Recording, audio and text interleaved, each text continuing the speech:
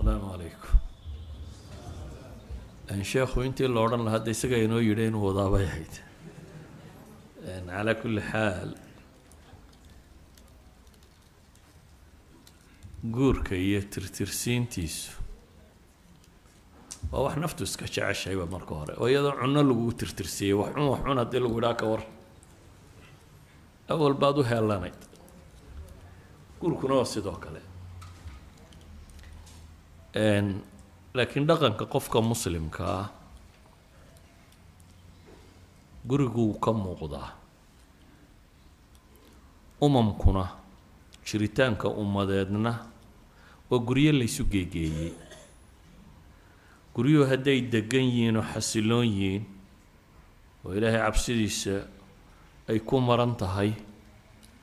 ummadoo dhan baa xasilaysa guryuhu hadday karayaanna waxay u badan tahay inaan dadkuna degin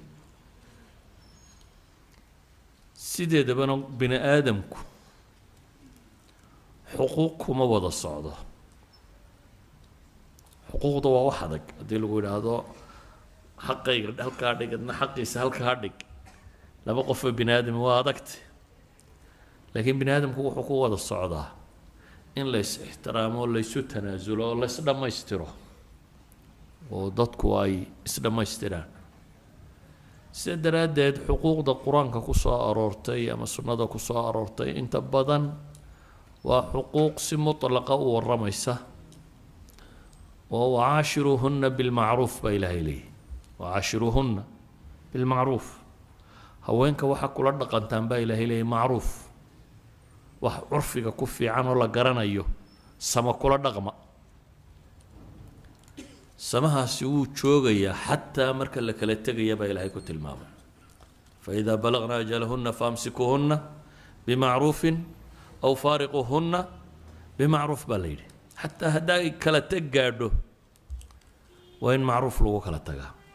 marka asalku waa in macruufkaa lagu wada joogaa ninka iyo gabadha xuquuqda ka dhaxaysa badh waa xuquuq maadiya حقوق مادية ومثلا صداق باكو واجبي نفقة كو واجبتي سكن باكو واجبي يد فراش باكو واجبي وحاصل هو حقوق مادية وحنا وحقوق كجديسان مادة أو أهرقا يا أخلاق يا بني آدم كسودو ودا جوغي كرو بني آدم كو حقوق ودا جوغا وأخلاق ده markay dhalintu isguursanayso waxaa qof waliba كريم بوس مريا لبنتي سوشيغا انت هذا جعجعورنمدا واد قرصتاون سوما عيد كورو سو قادو ترادا اينهانا وان لي ما جرتو نين وليبا فريدنimadiis iyo inuu ragga ka laga qaatay yahay buu sheegaa habluhuna sidoo kale laakiin marka guriga la tago real life baa la galaa nolosha dhabta kuma tahay markaas la ogaanaya Soomaalidu maxay ku mahmaahi jirtay jid ma la martay شدين ولا عنت شبد ما لدك تبيد هذا وودي عمر لقى سو نقل جرين وفكو واحد برنكر تابيد هذا مركا اتصفر ودا قشان اداني سوكين حدا واحد كان حياه اما مركا شبد ودا دكتان بيد هذا مركا اسكو دغان نقطان دي قفك الدمر اسكو دغان با نقطين وليربا ودا هويتين سدردد حقوق بدن بالاسكولي ننكونا وعاشرهن بالمعروف بالليل يدنا وحليل ولهن مثل الذي عليهن بالمعروف يعني انت الاولى ان لم يدوا معروف بيلاده وللرجال درجه ومركله المام ننكم مد يراد بوليه وهو محي الرجال قوامون على النساء بما فضل الله ايدا سنتايت المامس رجالكو waxay dheeriin gabadha quri wax weeyaan marka guriga la joogo inay qiwaamatul bayt leeyihiin guriga maamulkiisa inay leeyihiin waxaan idhaahdaa idaarada reer galbeed iyo sida wax loo maamulo aad bay ugu guulaysteen meel qura shirkad qura bay diideen idaaradeedii shirkadaasina way ka burburtay galbeed oo dhan galbeedka marka nimankan reer galbeed ee culuumul idaara inoo soo waariday ee waxaan la daraasay tirada badan la keenay هدي شركات هدي دولة هدي مؤسسات هدي سيستم إداري هدي أورجانيزيشن سيستم إداري هذا في عم بيلاقينه هيراركي له كلا كورية عندنا ما مشوا عندنا تحت كوتشرته أو دبتنا لك على دمبيو ميل بيديدين لك على دمبيو وجوريا جورو كلا سرين ما لها بين هذا إنك يا قبل وسكسيمين دبتنا هو بربرة شركة أنك كلا سرين لها يعني ما صعطه وحشري كلام معها ولذلك النبي عليه الصلاة والسلام وحتى المامي صدح قفداتنا ما لعد لا شوكتان أمير ياش هذا سفر كشرتان أمير سمايس نبا بني آدم كهدو وذا النولي هيبة وين شرتا عد وحدارين يسا عد وحمامول يسا وين شرتا سناني ما شرتو لقى هاد لما يب بني آدم نمدا ما كسي مني ها أدقى مدح وين بني آدم نمدا ما كسي منتين لكن سلطو لي ديراده والله إجمدي إنه سلطة دا سهيو guriga sultadiisa waxay gacanta ugu jirtaa ninka haday sulta timaadana maamul haduu yimaadana maxaa ka waajiba taaca maamulan la dacini ma jiro dilayda shirkadda nin baa maamula laakiin shaqaalu ku yeeli maayaan ma yeeshi shirkad soconaysa noqonaysa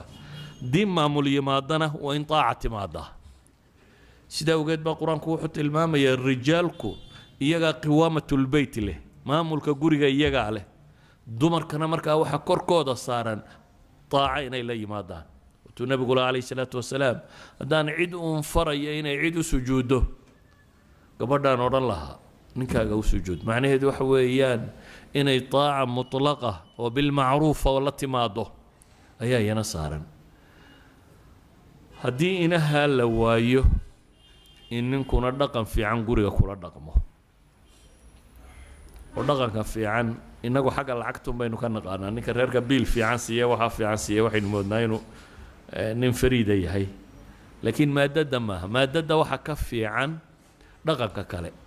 waxa allaaliya waxay diintu ina fartay waxa ugu horeeya cidana wada nooshiin haday naxariistay haday caafis tahay haday waxa shariicadu ina fartay ee akhlaaqiyata meesha lagu mumaaraseeyo meesha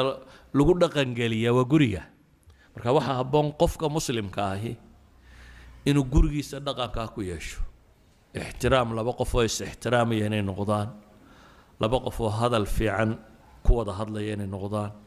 laba qof oo haday wax isu sheegayaan si maangal ah iyo waqti ay suurtagal tahay isu sheegaya inay ahaadaan laba qof oo kala dambeyn leeyna ahaadaan laba qof oo isqadarinaya inay ahaadaan waxa laaliya waxa uu quraanku inoo tilmaamay ama xadiista nabiga alayhi salaatu wasalaam inoo tilmaamtay ee dhaqan ee akhlaaqiyata waxa la rabaa cid aynu la noolahay inaynu kula dhaqanno waanago waa adagtay ma fududa laakiin waxay u baahan tahay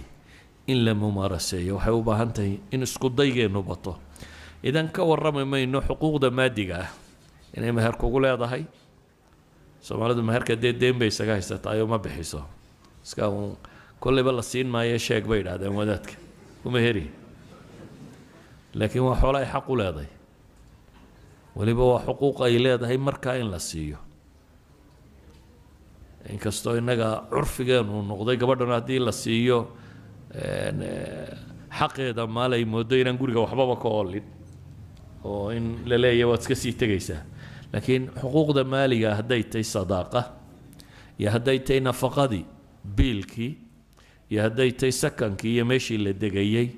waa xuquuq maaliyo qofka lagu leeyahay iyo hadday tahay qismadii haddii ay jiraan zawjaadku wixii intaa ka soo hadhay maadada ka yimaada waa macruufka waa akhlaaq iyo dhaqan islaamiya in la yeesho waxaan rajaynayaa waqtigii mala salaada waa gaadhaysa sheekh cali baana baabkan mala khabiir ku ah marka inta ka hadhay isagaan u daynaya wassalaamu calaykum